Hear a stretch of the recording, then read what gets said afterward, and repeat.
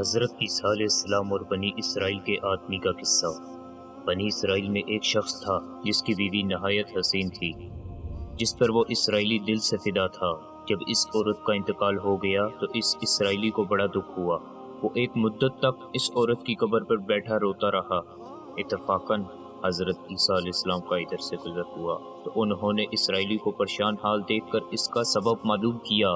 جب اسرائیلی نے اپنا سارا واقعہ بیان کیا تو حضرت عیسیٰ علیہ السلام نے دریافت فرمایا، تو کیا چاہتا ہے، میں اس کو تیرے لیے زندہ کر دوں؟ اس نے عرض کیا، ہاں حضور، میں یہی چاہتا ہوں۔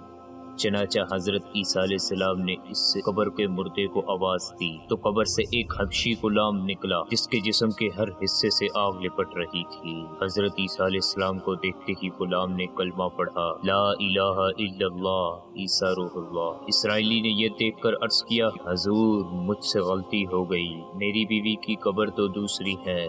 یہ سن کر حضرت عیسیٰ علیہ السلام نے حبشی کو حکم دیا کہ تم اپنی قبر میں واپس ہو جاؤ۔ چنانچہ وہ مردہ ہو کر واپس ہو گیا اور اس کی قبر کو مٹی سے چھپا دیا گیا۔ پھر حضرت عیسیٰ علیہ السلام نے دوسری قبر کی جانب دیکھا اور حکم دیا، اے صاحب قبر، اللہ کے حکم سے زندہ ہو جا۔ چنانچہ قبر پھٹی اور اس سے ایک عورت سر سے گرد صاف کرتے ہوئے باہر آ گئی۔ اسرائیلی بولا، حضور یہی میری بیوی ہے۔ اور اسرائیلی حضرت عیسیٰ علیہ السلام کے حکم سے اپنی بیوی کو ہمراہ لے کر واپس ہونے لگا، مگر عرصہ سے جگا ہوا تھا، اس لیے اس پر نیند کا غلبہ ہو گیا اور اس نے بیوی سے کہا، تیری قبر پر بیداری نے مجھے ہلاک کر دیا ہے، اس لیے میں چاہتا ہوں کہ کچھ دیر آرام کر لوں۔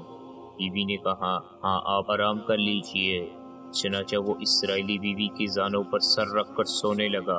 اتنے میں ایک گھوڑے پر سوار ایک شہزادے کا ادھر سے گزر ہوا جو اپنے زمانے کا یکتا حسین شہزادہ تھا، جس کو دیکھ کر عورت خود دیوانی ہو کر رہ گئی اور اس کا دل قابو میں نہ رہا۔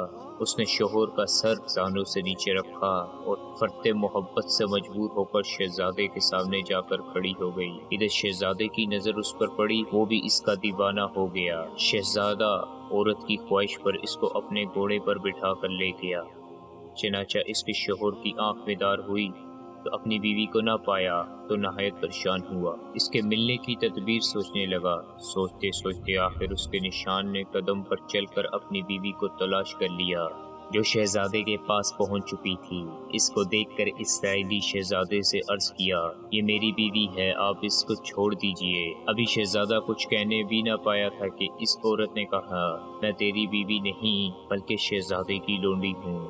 یہ سن کر شہزادہ اسرائیلی سے کہنے لگا، کیا مجھ سے میری لونڈی کو لینا چاہتا ہے؟ اس نے کہا، خدا کی قسم، یہ میری بیوی ہے جس کو میرے سردار حضرت عیسیٰ علیہ السلام نے مرنے کے بعد میرے لیے زندہ کیا ہے۔ ابھی یہ گفتگو ہو رہی تھی کہ اتفاقاً حضرت عیسیٰ علیہ السلام بھی وہاں تشریف لے آئے، جن کو دیکھ کر اسرائیلی کہنے لگا، یا روح اللہ، کیا میری وہ بیوی نہیں ہے جس کو آپ نے میرے لیے زندہ کیا ہے؟ حضرت عیسیٰ علیہ السلام نے فرمایا کہ ہاں، یہ وہی ہے۔ یہ سن کر عورت کہنے لگی، یا روح اللہ، یہ شخص جھوٹا ہے، میں تو اس شہزادی کی لونڈی ہوں۔ حضرت عیسیٰ علیہ السلام نے فرمایا، کیا تو وہ عورت نہیں جس کو میں نے اللہ کے حکم سے زندہ کیا؟ عورت نے کہا، یا روح اللہ، باخدا میں وہ نہیں ہوں۔ اس کے بعد حضرت عیسیٰ علیہ السلام نے فرمایا، جو جان خدا کے حکم سے میں نے تجھے دی ہے، اس کو واپس کر دے۔